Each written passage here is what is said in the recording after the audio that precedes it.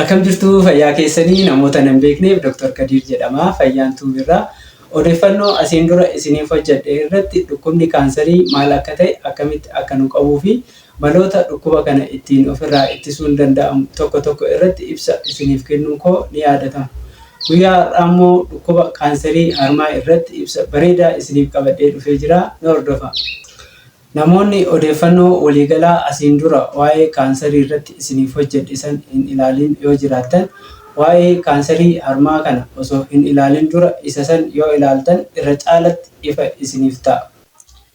Odeeffannoo isa har'aa kana irratti immoo kaansariin harmaa maal akka ta'e, wantoota dhukkuba kanaaf nu saaxilanii fi mallattoo isaa, namni tokko kaansarii harmaa qabaachuu fi qabaachuu dhabuu isaa akkamitti manuma isatti of sakatta'uu akka danda'uu fi qorannoowwan dhukkuba kanaaf godhaman yaala kaansarii harmaa fi keessattuu dhukkubni kun yeroon yaalamuu yoo baate garamitti deemuu akka danda'u ibsa bareedaa isiniif qabadhee dhufee jira.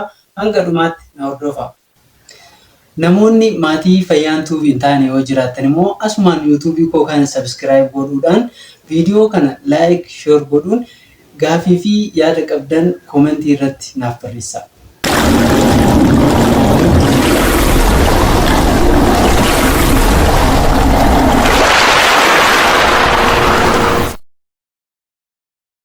Harmi wanta laphee dhiiraa fi dubartii irratti argamu yoo ta'u, xannacha, coomaa fi tishuu faayibar jedhamu of keessaa qaba. Harmi dhiiras ta'ee kan dubartii tishuu walfakkaataa irraa uumame yoo ta'u, sababa hormooniin dhiiraa fi dubartii keessatti argamu garagara ta'eef harmi dubartii caalatti guddata. Faayidaan harmaa aannan qopheessuu, ho'a qaamni haadhaa naannootti baasu hir'isuu fi bareedinaafis ni fayyada. Akkuma odeeffannoo waa'ee kaansarii asiin dura isiniif hojjedhe irratti ibsametti, dhukkubni kaansarii kan uumamu sadarkaa seeliitti jalqabeeti. Haaluma kanaan kaansariin seelii harmaa yookiin tishuu harmaa irraa uumamu kaansarii harmaa jedhama. Kaansariin harmaa irra caalatti dubartoota huba yoo ta'u, darbee dhiira irrattis ni mul'ata. Dhukkubni kun lubbuu dubartootaa baasuudhaan kaansarii sombaatti aanee sadarkaa lammaffaa irratti argama. Wantoota kaansarii harmaatiif nama saaxilan yoo ilaalle, dubartii irratti xurii laguu dafee jalqabuu, fakkeenyaaf waggaa 12 gaditti yoo jalqabe, xurii laguu turee dhaabbachuu, fakkeenyaaf waggaa 55 ol yoo ture, kun lamaan yeroo dubartiin takka hormoonii istiroojiin jedhamuuf saaxilamtu waan dabaluuf dhukkuba kana itti fiduu danda'a. Inni biraa immoo osoo hin dahin turuu yookiin ulfi jalqabaa waggaa 30 olitti uumame yoo ta'ee fi harma hoosisuu dhabuudha. Yoo dubartiin takka harma hoosiftu, tishuun harma ishee dhiqamaa ba'a waan ta'eef seeliin kaansariitti jijjiiramuu eegalaa jiru yoo jiraates hanqisa harma keessaa ba'a jechuudha. Karaa biraatiin wantoonni dubartii takka kaansarii harmaatiif saaxiluu danda'u, yaala hormoonii istiroojiin jedhamuun wal qabatu fudhachuu, kaansarii oovarii qabaachuu fi coomni garmalee qaama keessatti kuufamuudha. Keessattuu dubartoota laguun irraa dhaabbate keessatti coomni kun gara hormoonii istiroojiin jedhamu kanatti jijjiiramuudhaan kaansarii harmaatiif isaan saaxiluu danda'a. Wantoota dhiira kaansarii harmaa kanaaf saaxilan yoo ilaalle immoo, cidhaan irra rakkinni yoo jiraate, fakkeenyaaf cidhaan bakka itti argamuu qabu olitti yoo jiraate, cidhaan yoo rukutame yookiin dhahamee fi maseenummaan yoo jiraate dhiira tokko dhukkuba kaansarii kanaaf saaxiluu danda'a. Wantoota dhiiras dubaras dhukkuba kaansarii harmaa kanaaf saaxilan yoo ilaalle immoo, kanneen akka alkoolii dhuguu, sijaaraa aarsuu, nyaata coomni itti baay'ate nyaachuu, maatii keessa namni kaansarii harmaa qabu yoo jiraatee fi yaala cararii kan raadiyeeshin teeraappii jedhamu yoo nuuf godhamedha. Wantoonni kaansarii harmaatiif akka hin saaxilamne nu godhanis jiru. Isaanis daa'ima jalqabaa dafanii dayuu, harma hoosisuu, xurii laguu turee namatti dhufuu fi dafee namarraa dhaabbachuu, sijaaraa aarsuu dhiisuu fi alkoolii dhuguu dhiisuu, nyaata coomni itti baay'ate hir'isuu fi ulfaatina qaamaa fayya qabeessa ta'e qabaachuu fa'a.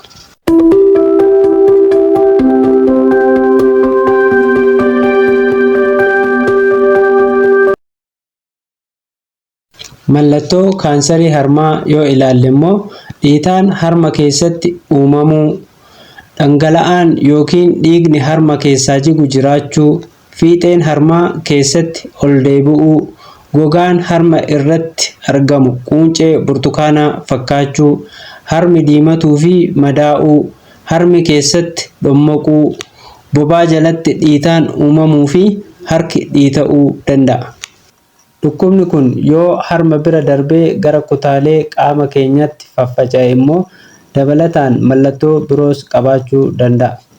Yoo gara lafeetti faffaca'e dhukkubbii lafee yookiin lafeen cabuu, yoo gara sombaatti faffaca'e hafuura baafachuu dadhabsiisuu, yoo gara tiruutti faffaca'e mallattoo akka ijaa fi gogaa boora gochuu, yoo gara sammuutti faffaca'e immoo mallattoo akka mataa dhukkubbii, of wallaalchisuu fi kanaa fi kan kana fakkaatan qabaachuu danda'a.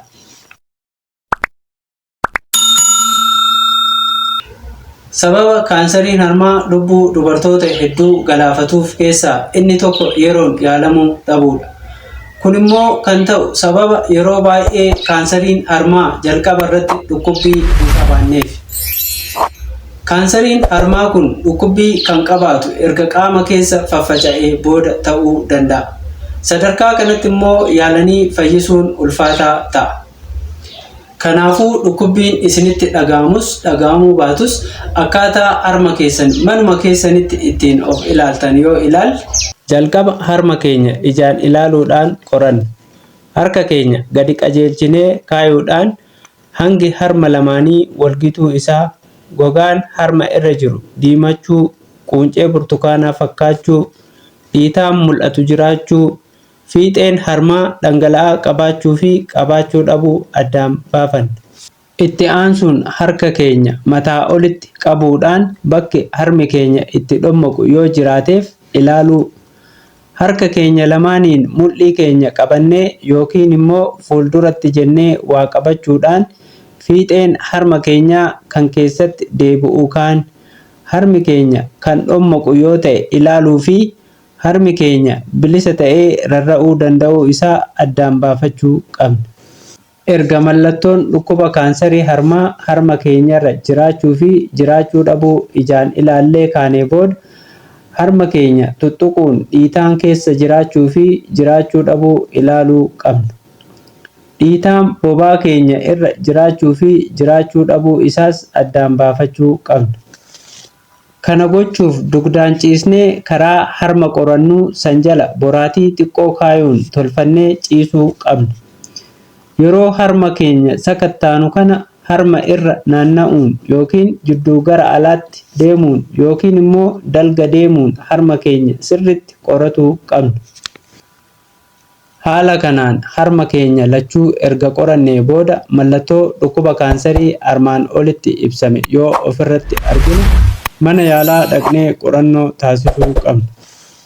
Qorannoowwan harmi kaansarii qabaatuu fi qabaatuu dhabuu addaan baasuuf godhaman yoo ilaalle maamogiraafiin isa tokko. Qorannoon kun X-ray yookiin raajii harmaa jechuudha.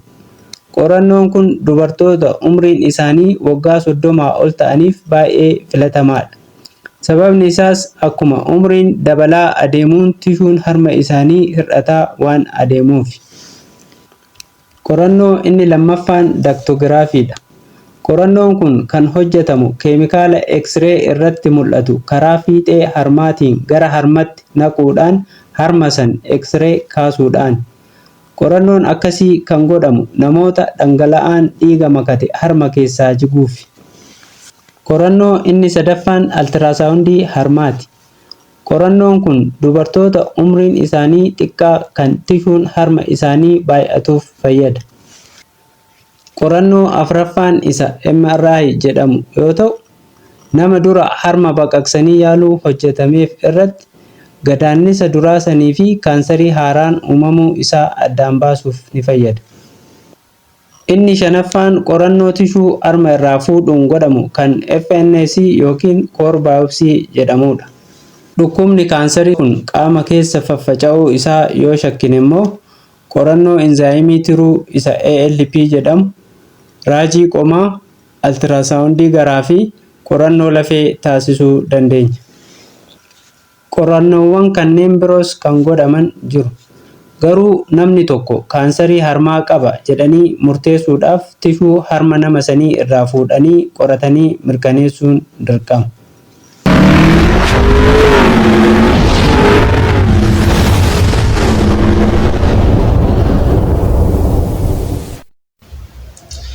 Yaala kaansarii harmaa yoo ilaalle immoo kaansariin harmaa sadarkaa 1ffaa hanga 4ffaa of keessaa qaba yoo ta'u, yaalli dhukkuba kanaas sadarkaa dhukkubni kun irratti argamu irratti hundaa'a.